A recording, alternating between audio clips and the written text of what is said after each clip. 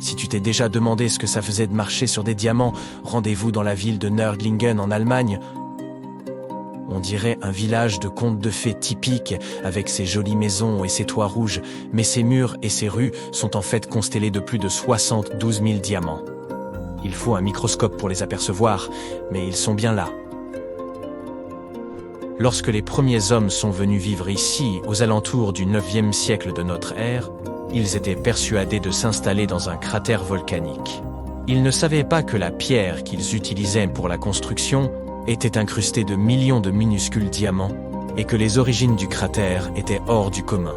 Il y a environ 14,5 millions d'années, un astéroïde d'un diamètre d'un peu plus d'1 kilomètre a heurté notre planète dans l'actuelle Bavière et a laissé un cratère de 16 km de large. Le socle rocheux a été soumis à une chaleur et à une pression si intense que les bulles de carbone qu'il contenait se sont transformées en minuscules diamants et dans une concentration telle qu'il n'en existe nulle part ailleurs dans le monde. Les habitants se souciaient guère de leur maison, construite avec les restes de l'impact de l'astéroïde qui scintillait au lever du soleil. Puis, dans les années 1960, 2 géologues sont arrivés des États-Unis, ont étudié le paysage de loin et ont remarqué qu'il ne ressemblait pas exactement à un cratère volcanique. Après des recherches plus approfondies, ils se sont rendus compte que leur théorie selon laquelle ce cratère avait été formé par en haut et non par en bas s'avérait juste. On a même dû changer les manuels scolaires après cette découverte pour ne pas induire les élèves en erreur. Lorsque la nouvelle de l'existence du cratère s'est répandue, la NASA s'est penchée sur son cas et a dépêché ses astronautes des missions Apollo 14 et Apollo 16 afin d'apprendre quel type de roches ils étaient les susceptibles de trouver dans l'espace et lesquels mériteraient d'être ramenés sur Terre. Une pierre lunaire revenue avec l'une des missions est aujourd'hui exposée au musée local et les astronautes continuent de visiter l'endroit. Les habitants sont tellement habitués à vivre au milieu des diamants qu'ils ne trouvent même plus cela fascinant. La ville australienne de Coober Pedy est connue comme la capitale mondiale de l'opale et existe entièrement sous terre. La ville possède même le premier hôtel souterrain 4 étoiles au monde. La raison pour laquelle les gens se sont installés dans cette région était à la base de travailler dans les mines d'opale. À l'époque, les mineurs avaient du mal à survivre sous le soleil brûlant du désert. Quelqu'un a donc décidé d'installer sa tente directement dans la mine. Puis, elle s'est transformée en une véritable maison. Aujourd'hui, Coober Pedy compte environ 2500 habitants Vénus, de différents pays, une trentaine de magasins, une galerie d'opales, des musées, un bar et de hauteurs bâtiments. Et elle constitue une attraction touristique très prisée. La ville de Monowi, dans le Nebraska aux États-Unis, a un maire, un greffier, un trésorier, un bibliothécaire, un tavernier et un barman. Pourtant, la population n'est officiellement que d'un individu. Elsie Eiler exerce tous ses métiers, se paie des impôts à elle-même et se fait élire maire depuis 2004. Dans les années 1930, Monowi comptait 150 habitants, des épiceries et quelques restaurants. Lorsque les conditions agricoles se sont dégradées, les gens ont commencé à partir famille après famille, jusqu'à ce qu'il n'y ait plus qu'une seule personne. Si tu as envie d'économiser de l'argent sur la construction d'une maison, cherche une propriété dans la ville espagnole de Setenil, de Las Bodegas. 3000 habitants vivent contre les flancs des montagnes de Cadix, qu'ils utilisent comme murs et plafonds naturels. Les premiers colons se sont installés ici durant l'ère préhistorique. Ces roches gardent les maisons fraîches en été et chaudes en hiver. Neft Dazlari en Azerbaïdjan a été construite en tant que plateforme pétrolière en 1940, directement dans la mer Caspienne. Après la découverte de riches gisements de pétrole, la ville a commencé à se développer et est aujourd'hui constituée d'un réseau de plateformes où vivent et travaillent environ 5000 personnes. La ville compte des appartements, des ponts, une bibliothèque, un centre communautaire et même un cinéma. Le village japonais de Nagoro a un second nom moins officiel, le village des épouvantails. Les derniers enfants y seraient nés il y a plus de 20 ans.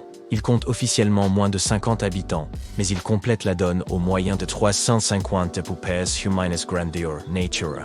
Lorsqu'une habitante de la région est revenue en 2000 pour s'occuper de son père, elle a constaté que les rues, les magasins et les écoles étaient vides. Pour remédier à cette situation, Elle et ses amis ont commencé à fabriquer de jolies poupées pour remplacer les habitants. Toute la ville de Whittier, en Alaska, vit sous le toit d'un seul et même immeuble de 14 étages qui est une ancienne caserne. Cela représente environ 220 personnes résidant ici toute l'année, en plus des commerces, d'un poste de police, d'un bureau de poste, d'un hôpital et d'une église. Les habitants travaillent pour la plupart dans les secteurs de la pêche industrielle, des loisirs et du tourisme, ou pour le ferry et les chemins de fer de l'État. L'idée d'avoir tout et tout le monde au même endroit est d'économiser de l'argent sur le chauffage dans un climat toujours rude et de permettre aux gens de ne manquer de rien à l'intérieur.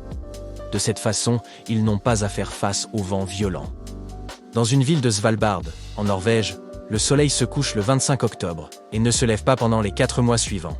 Lorsqu'il émerge à nouveau au printemps, les habitants se rassemblent sur les marches d'un vieil hôpital à midi 15 minutes pour l'accueillir et célébrer son retour. Ensuite, il ne se couche pas pendant plus de 4 mois. Ce phénomène est dû à l'inclinaison de la Terre sur son axe. Le soleil ne se lève et ne se couche qu'une fois par an au pôle nord et sud. Or, Longyearbyen est la ville la plus septentrionale au monde. Ses habitants voient parfois des ours polaires et des rennes dans leurs rues et se déplacent le plus souvent en motoneige. Le village italien de Viganella a été construit au fond d'une vallée profonde et du mauvais côté des montagnes. Celles-ci projettent d'énormes ombres et privent le village de soleil pendant tout l'hiver. Les habitants ont vécu ainsi pendant des siècles, jusqu'à ce qu'un ingénieur décide de construire un grand miroir en hauteur sur le versant opposé de la montagne. Actionné par un ordinateur, il reflète la lumière sur la place centrale de Viganella au moins 6 heures par jour pendant les mois les plus sombres. Santa Cruz del Islote, en Colombie, est l'une des îles les plus peuplées du monde, avec environ 600 résidents sur une superficie d'1 hectare. Les pêcheurs ont érigé cette île sur une plateforme corallienne il y a plus d'un siècle. Ils ont choisi un raison de son superbe emplacement et de l'absence de moustiques.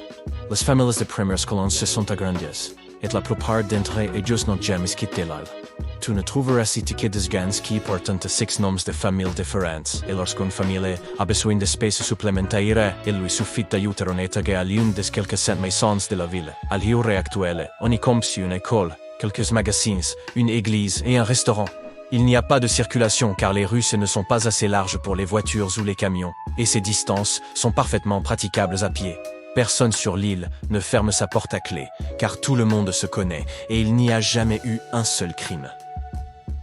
Le village de Shani Shingnapur, en Inde, est un autre endroit où les gens ne ferment pas leurs portes à clé.